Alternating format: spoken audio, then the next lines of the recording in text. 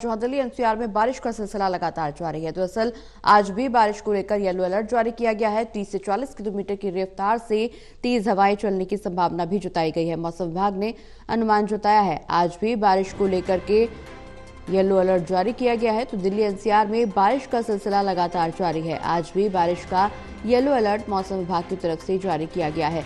30 से 40 किलोमीटर की रफ्तार से तेज हवाएं चलेंगी। हालांकि बारिश के चलते लोगों को गर्मी से तो राहत मिलती हुई नजर आ रही है, लेकिन बारिश की वजह से लोगों का जनजीवन प्रभावित हो रहा है। जगह जगह से पेड़ गिरने की, खंभे गिरने की घटनाएं भी निकल करके सामने आ रही हैं और ऐसे में जल जमाव और पेड़ गिरने की वजह से, खंभे गिरने की वजह से लोगों का आवागमन प्रभावित हो रहा है। दिल्ली एनसीआर में बारिश का सिलसिला लगातार जारी है और ऐसे में लोगों को जहां एक तरफ तपिश से राहत मिल रही है, वहीं दूसरी ओर आवागमन में परेशानी का सामना भी करना पड़ रहा है। क्योंकि जिस तरह से हाल ही के दिनों में हमने देखा कि बारिश की वजह से, तेज आंधी और तूफान की वजह से जो पेड़ गिरे, बारिश के चलते जल जमाव की स्थिति बनी, ऐसे में लोगों को आने जाने में परेशानी हो रही है। जगह जगह पेड़ गिरने की सूचनाएं भी निकल करके सामने आ रही हैं। वहीं दूसरी ओर तेज आंधी और बारिश के चलते कई जगहों पर खंभे भी टूटे हुए हैं, जिससे बिजली आपूर्ति भी बाधित होती हुई नजर आ रही है। कुल मिलाकर के जनता की परेशानी एक बार फिर से बारिश की वजह से बढ़ती हुई नजर आ रही है। जल जमाव की वजह से ट्रैफिक जाम की स्थिति बनी हुई है, लोगों को आवागमन में परेशानी हो रही है। वहीं दूसरी ओर पेड़ और खंभे गिरने से कई जगहों पर बिजली के पोल टूट गए हैं, बिजली के तार टूट गए हैं, जिसकी वजह से बिजली आपूर्ति भी बहाल करने में प्रशासनिक स्तर पर अब दिक्कत आ रही है। हालांकि लोगों से अपील की जा रही है संयम बरतने की। बिजली विभाग की तरफ से लगातार पोल जोड़ने की कोशिश भी की जा रही है, खंभों को वापस लगाने की कोशिश भी की जा रही है, लेकिन ऐसे में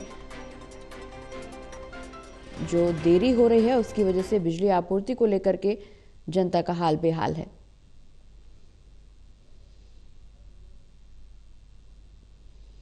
तो बारिश का सिलसिला लगातार जारी है, लेकिन ऐसे में जहां एक तरफ लोगों को तेज धूप और तपती गर्मी से राहत तो मिल रही है, लेकिन दूसरी ओर जनजीवन भी प्रभावित हो रहा है, क्योंकि जगह जगह जल जमाव की स्थिति बनी हुई है। दिल्ली एनसीआर का जिक्र करें तो कई जगहों पर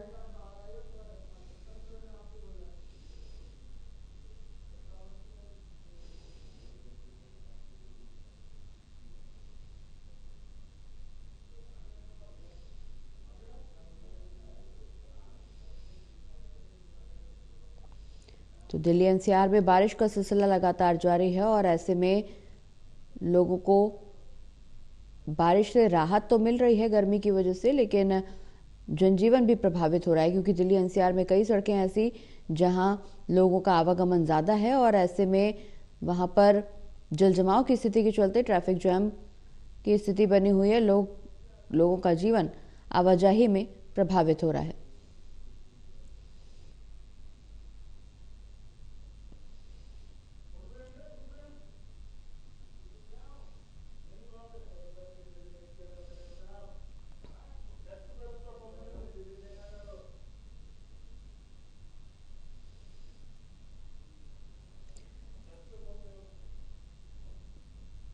तो दिल्ली एनसीआर में बारिश लगातार जारी है। जहां बारिश एक तरफ लोगों को राहत पहुंचा रही है, वहीं दूसरी ओर बारिश से लोगों का जनजीवन भी प्रभावित है, क्योंकि जगह जगह जलभराव की स्थिति बनी हुई है और ऐसे में लोगों की परेशानी भी बढ़ती हुई नजर आ रही है।